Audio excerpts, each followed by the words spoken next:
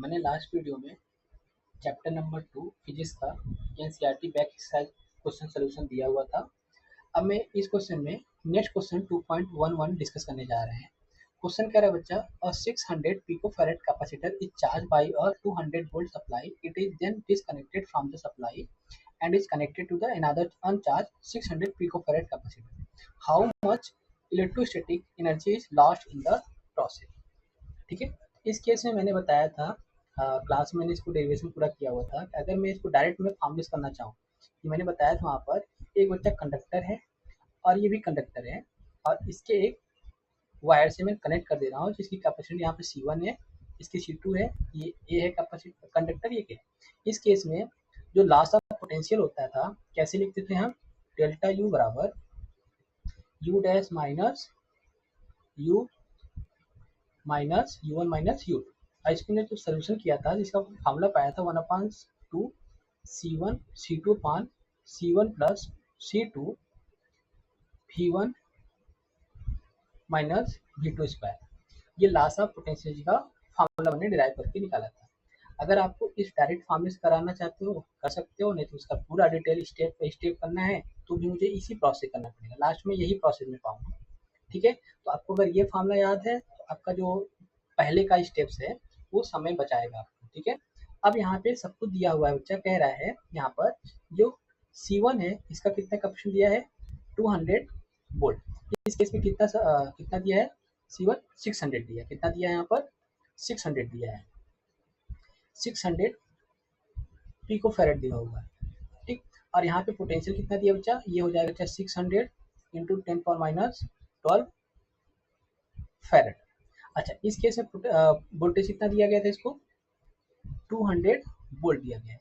वही बच्चा जब इसको डिस्कनेक्ट कर दिया जा रहा है फिर इसको किससे जोड़ दिया जा रहा है, अनचार्ज 600 पिकोफैरेड कैपेसिटर से। अच्छा, एक चीज ध्यान रखना बच्चा, जो जिसे कनेक्ट किया जा रहा है वो अनचार्ज है। तो जब अनचार्ज होता है तो उसे पोटेंशियल डिफरेंस क्या होता है, प्लेटों बीच जीरो माना जाएगा। जब चार्ज है ही नहीं तो पोटेंशियल डिफरेंस कहाँ से होगा प्लेटों बीच में, उसका जो पोटेंशियल माना जाएगा कितना V2 इक्वल टू जीरो। और यहाँ पे जब C2 लिखूंगा तो C2 कितना दिया है 600 पिकोफैरेड दिया हुआ है और पोटेंशियल कितना दिया है जीरो दिया हुआ है। क्यों जीरो लिख रहा हूँ यहाँ पर, क्यों बच्चा, क्योंकि वो अनचार्ज है। अनचार्ज पे जो पोटेंशियल डिफरेंस होता है प्लेटों के बीच कितना होगा zero.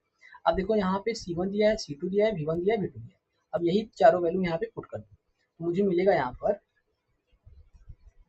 Delta U equal to 1/2 C1 कितना है 600 इंटू 600 इंटू -12 इंटू -12।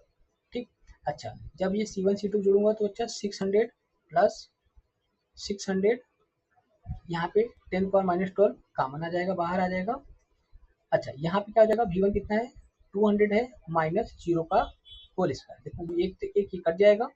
ठीक है, अच्छा ये और सिंप्लीफाई करूंगा तो मुझे यहाँ पे मिल जाएगा ये 600 1/2 600 इंटू 600 इंटू 10⁻12। ये कितना बन जाएगा बच्चा, ये हो जाएगा आपका 400।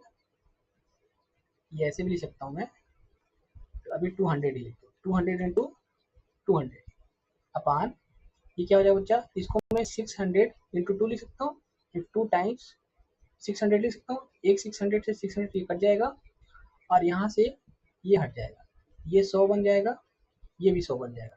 जब इसको सॉल्व करूंगा तो डेल्टा यू इक्वल टू हो जाएगा बच्चा कितना 600 और यहाँ पे देखो 4 हो जाएगा 10⁻8 हो जाएगा, 4 जीरो यहाँ पर है इसके ये।